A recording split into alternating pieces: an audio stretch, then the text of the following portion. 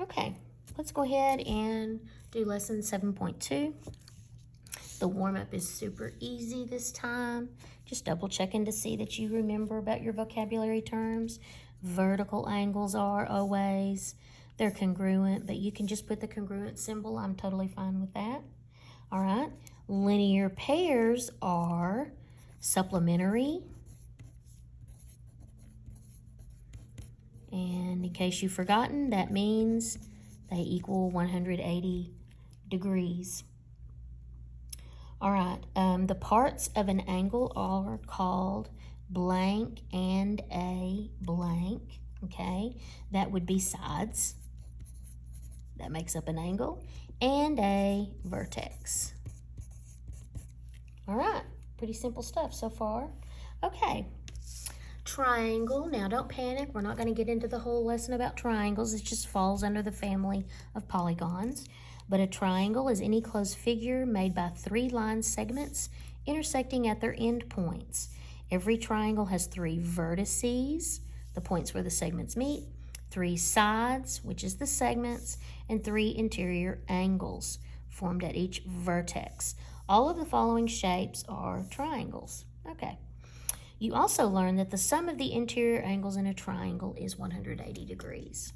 All right, so take a look at example 1. Which of the figures below are not triangles and why? So when you take a look at this, I hope you noticed this one right off the bat, okay?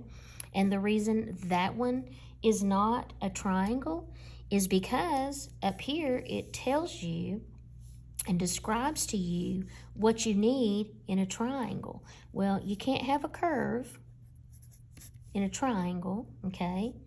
This one is also not a triangle because it tells you up here that it is a closed figure. Well, you have an opening right there. So this one is not a triangle because it's not a closed figure. All right, now, normally I would give a lot of time, but since this is a video, I'm not going to give a whole lot of time for this, but example 2 says, how many triangles are in the diagram below? Now, this can be a little tricky, but first of all, you have triangles that face up this way. Then you also have triangles that face down, like this one, okay?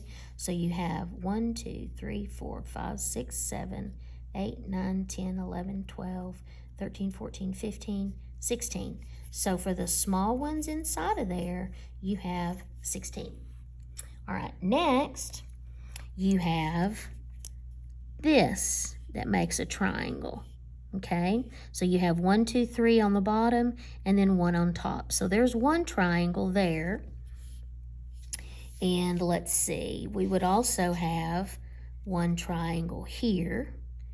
And then we would have, if you block this part off, you'd have another triangle there. You would also have, I'll lightly shade that, but you would also have that triangle right there. That really helps you. So you have 1, 2, 3, and then 4 right there. And that's if the ones that are 4, but then it also goes beyond that. This is one of those brain teaser questions, because then you would also have another one right there.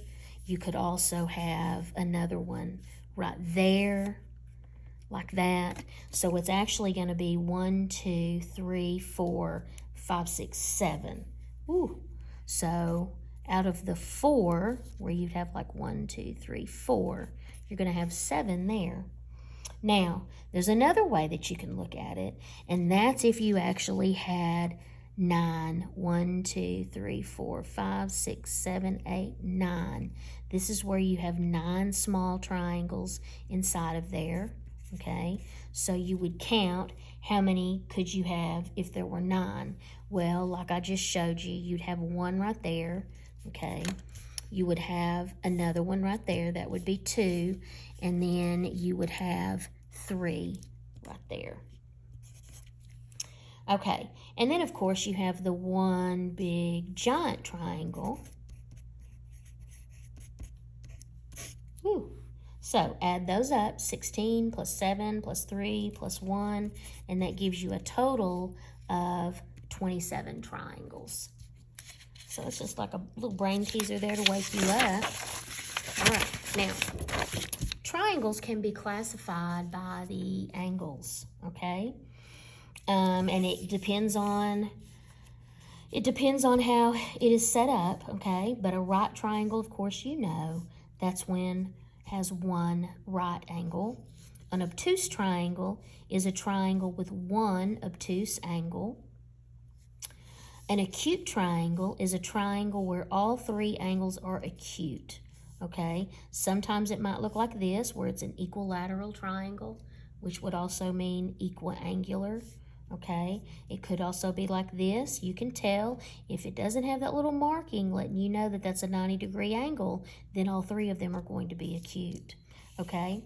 And then last, you have an equiangular triangle, a triangle in which all three angles are congruent. It could show like that, or it could show you that they're all 60, okay? So when you take a look at example 3, it asks you which term best describes triangle RST below, all right? So you can tell that is obtuse because it is more than 90. So this is an obtuse triangle.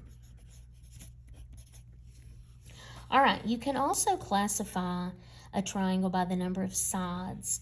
Scalene, we kind of talked about this before in the big, long chapter 4 about triangles, but a scalene triangle is a triangle where all three sides are different lengths. So in other words, it might look like that, might indicate that with numbers, or it could also indicate it with congruent markings, okay? Or you can tell by looking that none of those three are the same. Just be cautious there, don't rush. All right, the next one is an isosceles triangle, and that's a triangle with at least 2 congruent sides. It could be indicated like that with the markings, or it could show you like that where it shows you the actual measures. An equilateral triangle is a triangle with 3 congruent sides. Again, it will show you with the markings, or it could show you with the measures, all right? And then let me just tell you that from the definition, an equilateral triangle is also an isosceles triangle, because don't forget, isosceles is at least 2 congruent sides. Okay, so let's take a look at example 4 here. It says, classify the triangle by its sides and angles. So when you look there at those sides, it has 2 congruent sides. Okay, so we know, and you'll have to go back and look. I mean, that's what you're supposed to do, okay? But when you go back and look there, you can tell that if I'm thinking about the sides, that's going to be isosceles, okay? And then looking at the angles, none of them are congruent. There's not a right, okay? So this would actually be called an acute isosceles.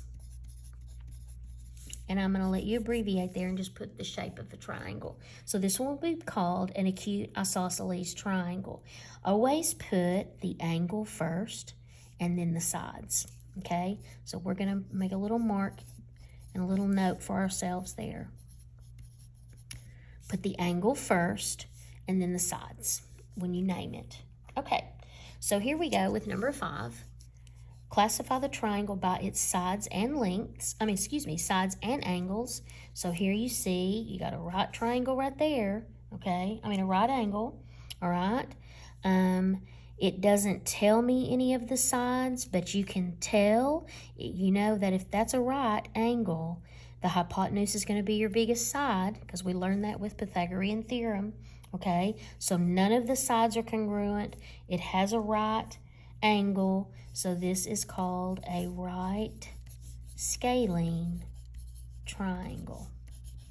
Right is because the angle goes first and then the sides. Okay, now here we go with polygons, some more definitions.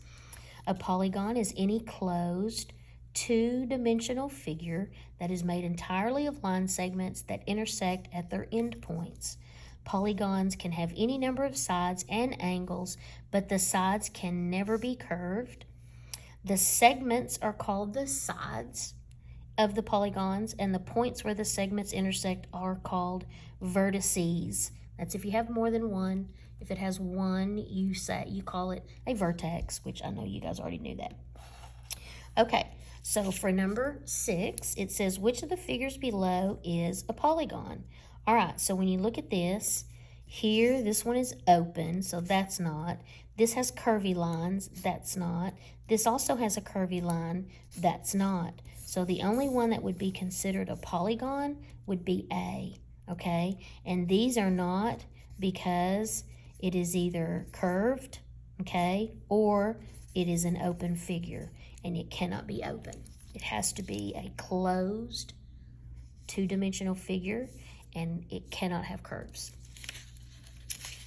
All right, keep going. Number 7. Which of the figures below is not a polygon? So when you look at this, okay, and don't be tripped up by that, but C would not be. And the reason it's not is because it's 3D. And in case you've forgotten, on the other side of the page, it said that they were two-dimensional figures.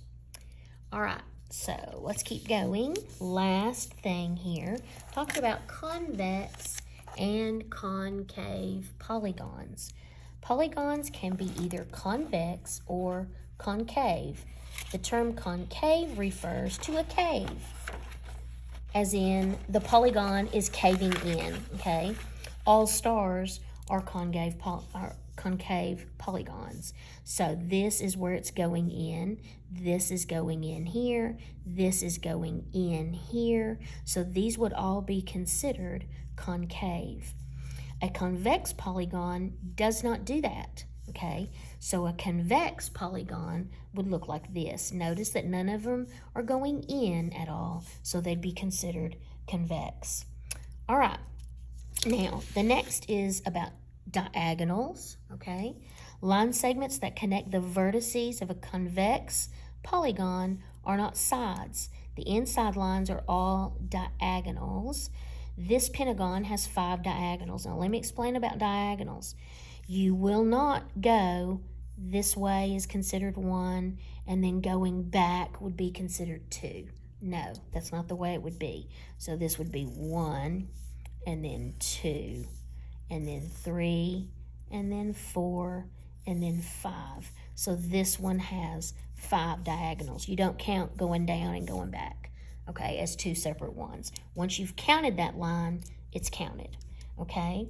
So on number 8, it says, determine if the shapes below are convex or concave. Here you can tell this one is convex, because it does not go in. This one goes in, and this one goes in. So both of these would be considered concave. All right, example 9. How many diagonals does a 7-sided polygon have? So this one, you're just going to go and count them out. 1, 2, 3, 4, 5, 6, 7, 8, 9, 10, 11, 12, 13, 14. So that had 14. It's okay if you make a little bit of a mess. If you prefer to use a highlighter, you can use a highlighter if you want to. So it's just sometimes on these recordings, the highlighters don't show up very good. All right, last one we have is example number 10. It says, name the 3 polygons below by their number of sides and if it is convex or concave. All right, so here you see a shape. If you want to go ahead and put, because that one goes in, this one's concave.